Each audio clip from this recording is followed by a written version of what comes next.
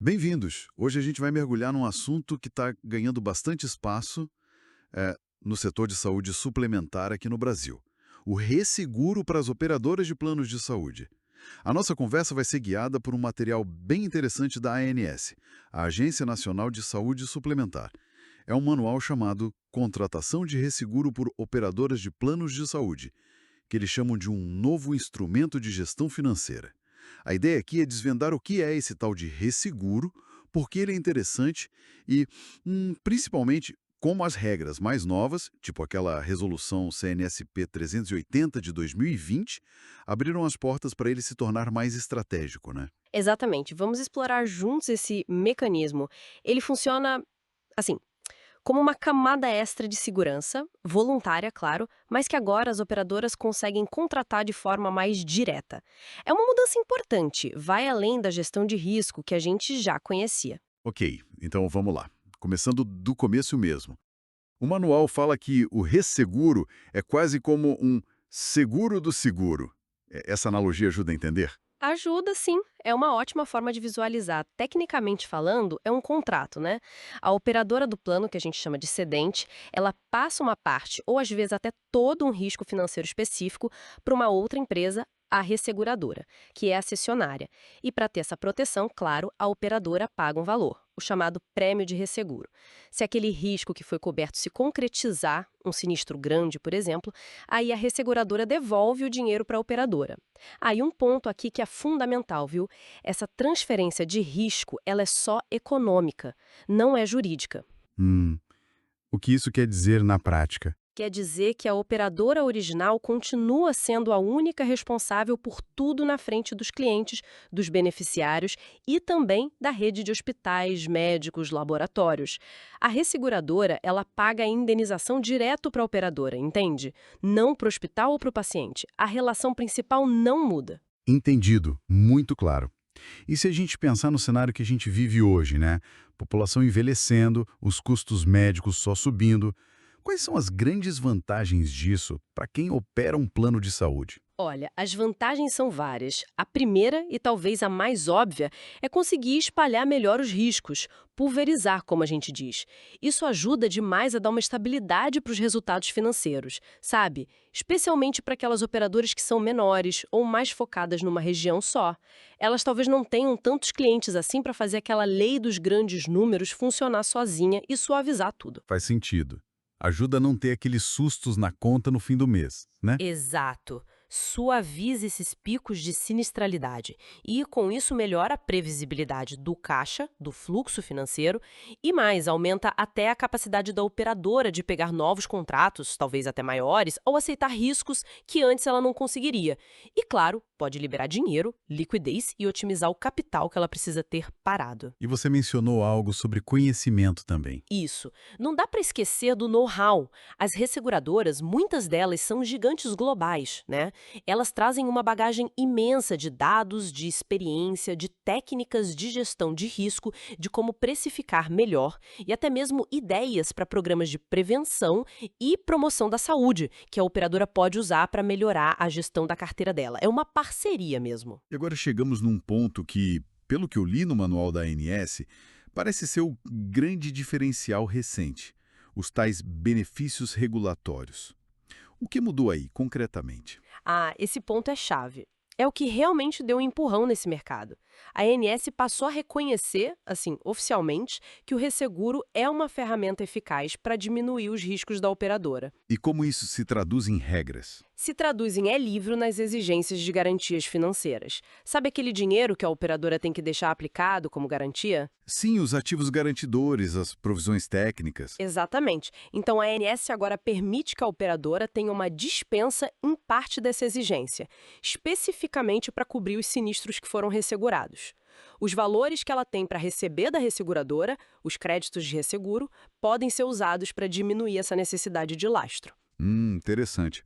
Menos dinheiro empatado. Isso. E tem mais. Além dessa parte das garantias, tem também redução na exigência do capital regulatório. Aquele capital mínimo que a ANS exige. Esse mesmo, seja a regra antiga da margem de solvência ou a mais nova, que é o capital baseado em riscos, o CBR, que é basicamente quanto capital a ANS acha que cada operadora precisa ter, olhando os riscos específicos dela. Agora, os cálculos para esse capital mínimo podem levar em conta os valores já líquidos de resseguro e tem até um desconto específico no cálculo do risco de subscrição, que é um dos componentes do CBR. E isso faz muita diferença. Faz. O manual da ANS até traz um exemplo numérico. Num cenário hipotético que eles montaram lá, a redução no capital exigido chegava a quase 70%. Pensa nisso. Não é só gerenciar o risco do dia a dia, é uma ferramenta poderosa de otimização de capital. É estratégico. Uau, quase 70% é um número que chama muita atenção, sem dúvida. Mas basta a operadora sair contratando qualquer resseguro para conseguir esses benefícios todos? Tem alguma condição? Tem sim, não é qualquer contrato. Existem algumas condições importantes. Primeiro, o contrato de resseguro tem que ter como objetivo o reembolso daquilo que a operadora efetivamente já pagou, os sinistros ou eventos cobertos. E a forma como isso é registrado na contabilidade tem que seguir direitinho o plano de contas padrão da ANS, aquele sistema de OPS que as operadoras usam para mandar as informações financeiras para a agência. Entendi. A burocracia tem que estar em dia. Exato. E outro ponto que às vezes gera dúvida. Contratar resseguro não muda a obrigação da operadora de calcular e registrar as provisões técnicas, como a PEONA. O que muda é o lastro, a garantia exigida para cobrir essas provisões e o cálculo do capital regulatório lá na frente. Aqui, ficou claro. O manual da ANS também fala que existem tipos diferentes de resseguro. Quais são as opções que as operadoras têm na mesa? Existem basicamente duas grandes famílias de contratos de resseguro. E a ANS, olha só, não limita qual tipo a operadora pode escolher. A decisão é da operadora, em conjunto com a resseguradora, vendo o que faz mais sentido para o perfil de risco dela. E quais são essas famílias? A primeira é a do resseguro proporcional. O nome já dá uma pista, né? Aqui, a operadora e a resseguradora dividem os prêmios recebidos e os sinistros pagos numa proporção que já está definida no contrato, uma porcentagem fixa.